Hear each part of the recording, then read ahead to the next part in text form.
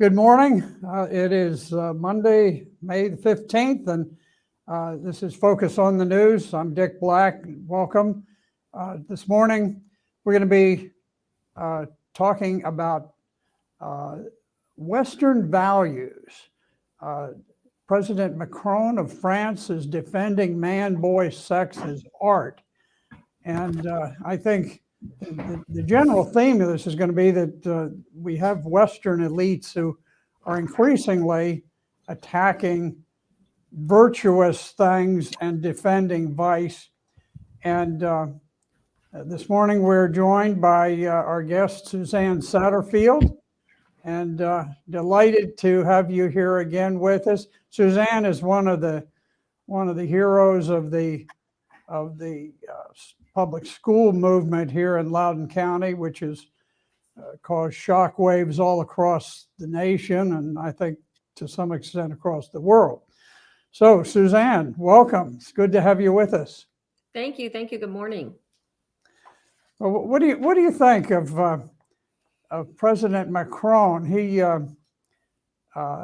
There was someone who was so distressed at the fact that in a French art museum, they were displaying just blatant child pornography. I mean, this is a picture of a man with a little boy with his hands tied behind him, and this man is homosexually sodomizing the boy, who is obviously being forced into this sex act.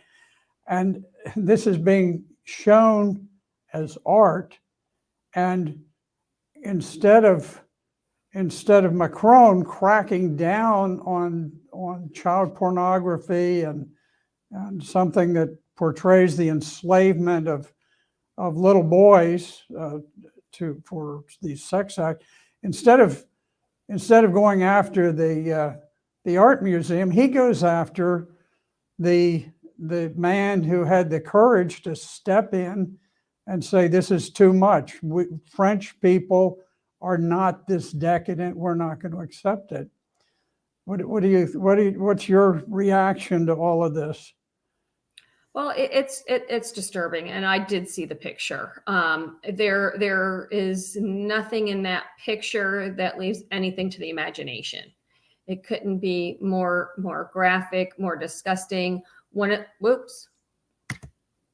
the articles, I don't know what happened. One of the articles that I read, they were trying to say that it wasn't really supposed to be a child. It was supposed to be, how the Russian soldiers, what they did to people, and everything in that picture leads you to believe it is a child.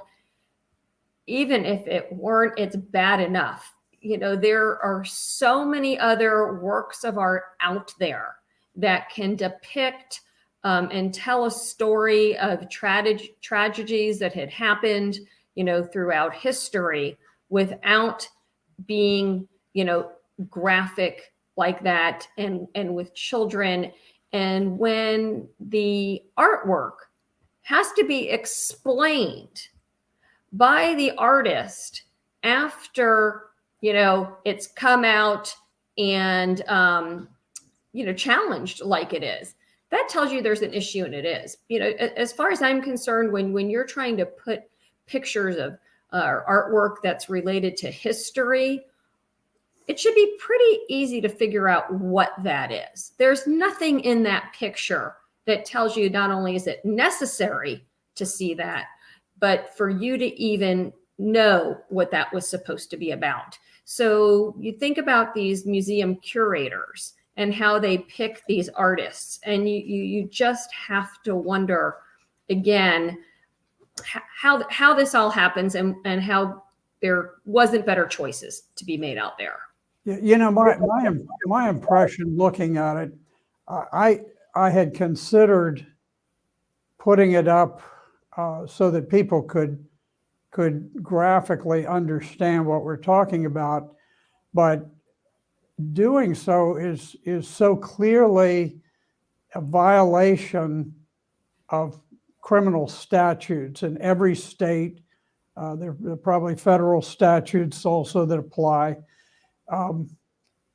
That I thought it best not to put it up, and also it appeals to the prurient interests of deeply perverted people. I think what's happened is that there is a person who, this is a Swiss artist, and my guess, and I don't have any proof of this, but there's a market for pedophilia, for homosexual forcible acts on little boys, and I think what happened here is you've got an artist, if you want to call him that, and you've got a museum who have figured out, we got a loophole here. We have this freedom of artistic expression that's really kind of unbounded, and yeah, there's a law there. I assume that France has laws against displaying something like this, but the French courts, it's been tested in the courts. They said, no, it's good to go. So they've figured out this angle where they can override ordinary, sort of inherent human law that prohibits this stuff.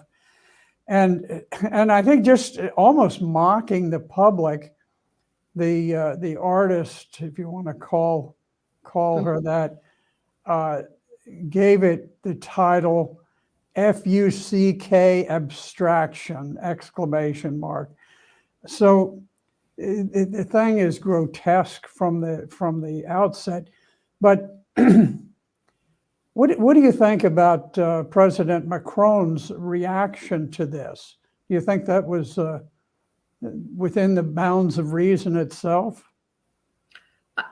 Personally, I don't. Especially in the world where we are today, the internet, social media, so forth, has helped bring pedophilia to a whole nother level of such easy access and pornography. I think that's why we have even a bigger problem than we have ever had, is because they say, oh, there's age restrictions. Like, you can go on Twitter today, porn, even under Elon Musk, porn is allowed. They say not pedophilia, but it's all bad and easily accessed by children. These websites where they say they have an age that a child can have an account. As we know, when it comes to these type of social medias, from Facebook to Instagram and so forth, they don't have to have a parent there holding their hand while they sign up. It's too easy, and it's made it a very grotesque world that we've lived in. And so you would think that presidents of countries and so forth would try to protect children more, and that children, to me, are protected less and less. Yeah, what troubles me, there always is crime, and there is always vice, and there's always misconduct throughout human history. This is sort of man's fallen nature. But I think what makes it especially bad and especially damaging and disturbing is we seem to have we've reached a point in Western civilization where the elites, the leaders of countries like Emmanuel Macron of France, the president of France, where he has turned on virtuous people, and he has aligned himself with people who are anything but virtuous, people who have a very distorted, disturbed, perverted view of the world. And to some extent, I wonder whether this isn't just sort of a blanket thing where you look on the southern border, where we have President Biden, who has sent American military troops down to the border, not to control the border, not to enforce the laws, but to hand out diapers and cell phones and all kinds of goodies to the people violating our law. So we're literally putting American armed forces at work, assisting people in committing criminal violations of the federal laws by just mobbing the borders. And just over and over, we see this kind of misbehavior by our own government. And it's sort of a turning of the arrow where, in a healthy culture, the arrow points with the cause of virtue, and the arrow is directed towards vice. It's to suppress vice. And now we have a situation where the opposite occurs, where government believes that it exists for the purpose of somehow injuring the people, somehow destroying their innate morality and decency, even so far as like we see in the subway system up in New York City, where this Marine Daniel Penny rescued the people on the subway car from a crazed, violent lunatic who came on board threatening to kill people. And now the district attorney goes after the Marine, and we've got to suppress any effort of the people to defend themselves. We have to make them helpless. It's a strange world we end up in. Yeah, it's scary. I mean, it's to the point where people were. It's interesting. People were afraid to leave their house over COVID, something they couldn't even see. Which we were faced with colds and flus and things all along, and people go out and live and breathe, and if they get sick, they get treated or whatever, they get better for these things. And now it's a fear to just even be in big open spaces, because the law is not on the side of the innocent, and in a lot of these areas. And you see for San Francisco, you see New York City, Chicago. And what does this teach our children? Everything is upside down. And from children to adults, the law is turning out to be not on their side. It's they're becoming, in our country, we're not a third world country. We're becoming prisoners in our own country against a government that is protecting evil.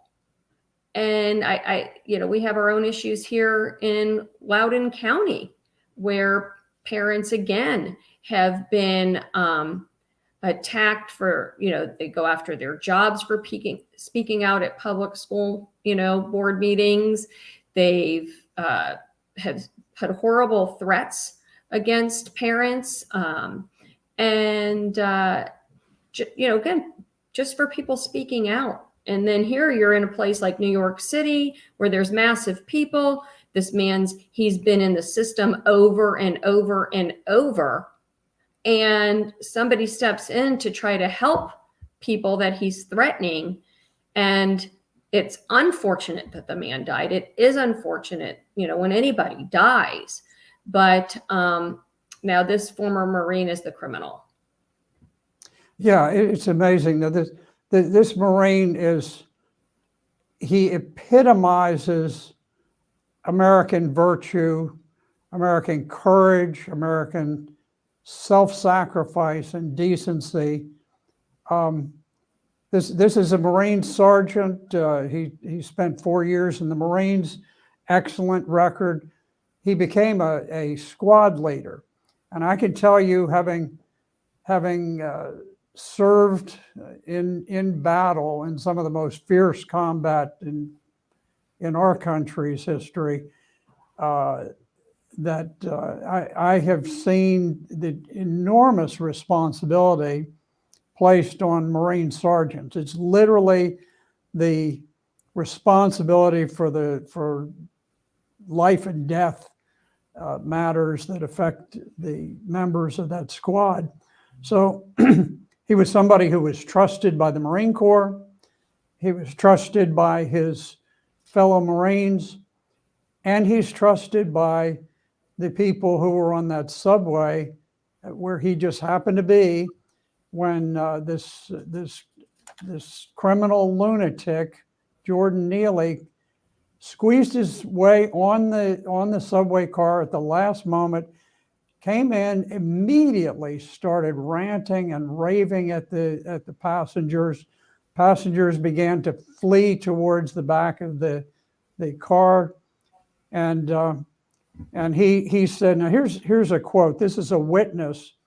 This is a witness who was on the subway with Jordan Neely, and she told the New York Post that she went back to thank Daniel Penny after he had subdued Jordan Neely, and she said that she is praying for Daniel Penny, the Marine.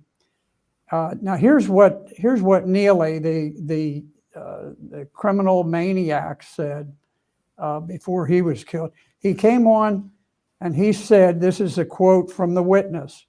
He said, "I don't care. I'll take a bullet. I'll go to jail." Because he would kill people on the train, the woman said of Neely. He went on to say, "I would kill a mother effer.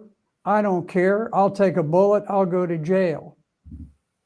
Another person was overheard in the exchange. There were several men led by the Marine who subdued this fellow before he could hurt anyone. Someone said that he had a knife. I'm not sure that was true. I don't know, but you can see the mindset of the people on the car. They were scared to death, and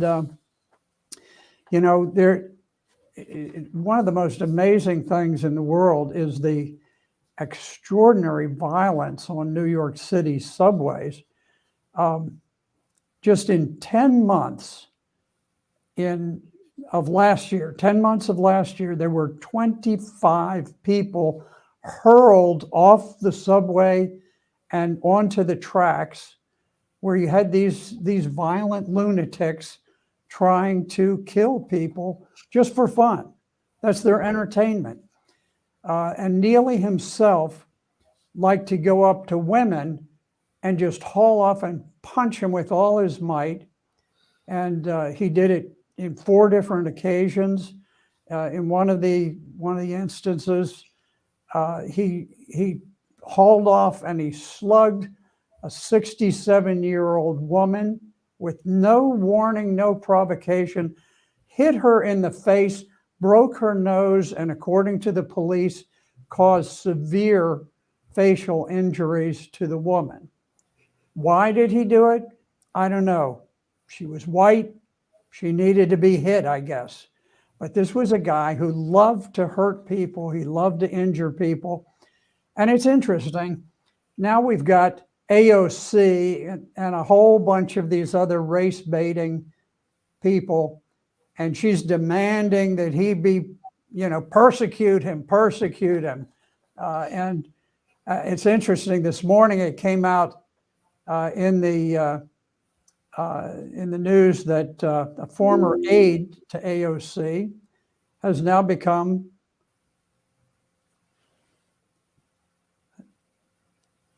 Hello? Yeah, I'm here. Okay. Has now become the head of the New York Communist Party. And so it's kind of interesting that this is the type of person AOC surrounds herself with, and she wants to have this this tremendous crackdown on people who defend themselves against the mob. So so we do see this. I know there's a great effort to fight back, and Suzanne, I appreciate all of the work that you did and are continuing to do to try to restore a sense of order in our community, and of course, whatever we do in Loudoun County seems to spread around the world. So I hope that